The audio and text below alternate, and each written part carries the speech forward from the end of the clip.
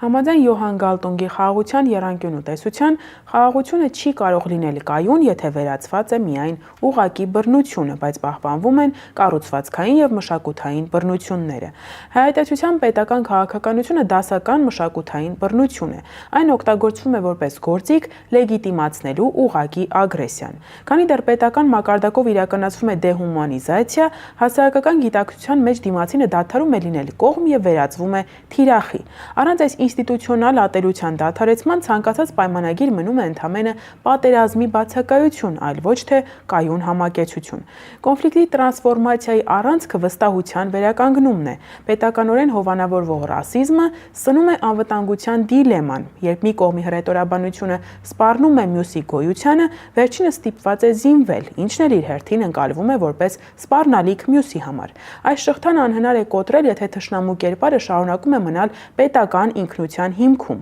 Առանց հայատյացության պետական քաղաքականության դադարեցման խաղաղությունը վերածվում է տակտիկական դադարի։ Իրական տրանսֆորմացիան պահանջում է անցում թշնամու կերպարից դեպի ռացիոնալ հարևանի, ինչը տեղի չի ունենում ինքնաբերաբար։ Եթե ատելության ինստիտուցիոնալ հիմքերը մնում են անձեռնմխելի, ապա պայմանագիրը դառնում է ոչ թե հաշտության, այլ հարկադրված կայունության փաստաթուղթ, որը փլուզվելու է առաջին իսկ աշխարհաքաղաքական տատանման ժամանակ։